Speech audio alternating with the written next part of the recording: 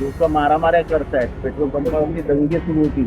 अजून 4 दिवस थांबा, मुंबईमध्ये सुद्धा दंगे सुरू होतील. पेट्रोल लोक म्हणतील पेट्रोल नाही मिळालं तर चालेल, डिझेल नाही मिळालं तरी चालेल, पण धर्म महत्वाचा आहे. आम्ही चालत जाऊ ठाण्यात मिटिंग, पण धर्म महत्वाचा आहे. जाणार नाही कारण का प्लॅनिंग नाही. असंच संकट 2007-2008 मध्ये पूर्ण विश्वामध्ये आलं असताना मनमोहन सिंग यांच्यासारखे हुशार प्रधानमंत्री आणि अर्थतज्ञ होते. त्यांनी भारताला झळ लागू नये, झळ. आता मात्र सर्वसामान्यांनाही झळ लागते.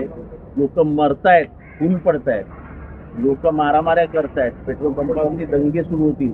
अजून 4 दिवस थांबा, मुंबईमध्ये सुद्धा दंगे सुरू होतील पेट्रोल पंपावर. परंतु सर सरकार कुठे याकडे गांभीर्याने पाहत नाही का? कारण का सरकारला माहिती आहे की शेवटी आम्हाला धर्मावर न्यायचं आहे. धर्मावर नेऊन आम्हाला मत लोक म्हणतील पेट्रोल नाही मिळालं तर चालेल, डिझेल नाही मिळालं तरी चालेल, पण धर्म महत्वाचा आहे. आम्ही चालत जाऊ ठाण्यात मिटिंग, पण धर्म महत्वाचा आहे. जाणार नाही.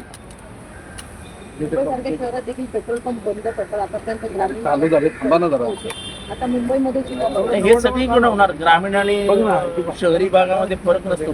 पेट्रोल आहे, त्यामुळे भारतात सगळीकडे होणार आहे.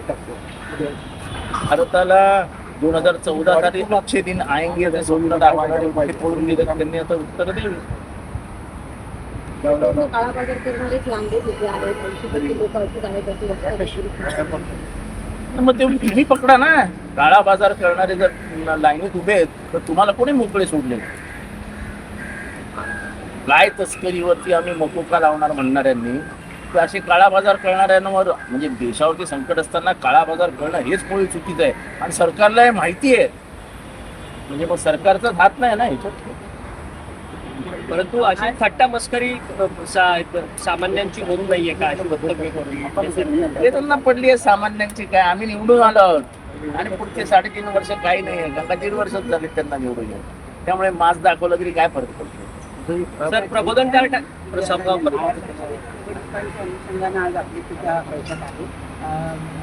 राष्ट्रवादी या निवडणुकीमध्ये उतरणार आहे का? महाविकास आघाडी म्हणून सुद्धा तुमची एक बैठक पार पडणार होती, त्याचं काय?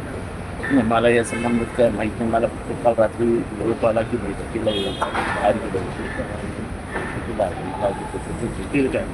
सर, जय पवार यांचं सुद्धा नाव जे आहे ते इंस्टाग्रामवरून काही लोक फिरवत असल्याचं दिसून येत आहे. त्यांचा पक्ष आहे, जे त्यांच्या पक्षाचा नेता आहे, त्यांचे चिरंजीव आहे. त्यांच्या पक्षामध्ये काय होत आहे आणि इन्स्टावरती राजकारण करण्याचं माझं तरी काय, म्हणजे मी बघत पण नाही इन्स्टावर, मला माहीत पण नाही इन्स्टा काय असेल सुद्धा.